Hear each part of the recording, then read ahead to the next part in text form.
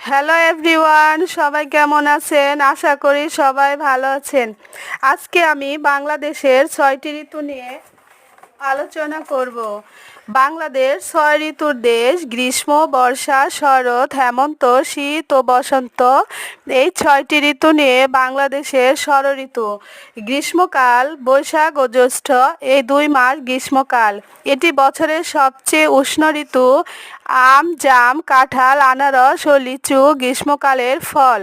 বর্ষাকাল, আষাঢ় ও শ্রাবণ, এই 2 মাস বর্ষাকাল। এ সময় প্রচুর বৃষ্টিপাত হয়, প্রায় ফোটে কেয়া, কদম আর নানা ধরনের ফুল। শরৎকাল, ভাদ্র ও আশ্বিন মাস। শরৎকাল, শরতের নীলাকাশে সাদা মেঘ ভেসে বেড়ায়। হেমন্তকাল, কার্তিক ও অগ্রহায়ণ, এই 2 মাস হচ্ছে হেমন্তকাল। এটি ফসল ঘরে তোলার ঋতু। শীতকাল, পৌষ ও মাঘ, এই 2 মাস শীতকাল।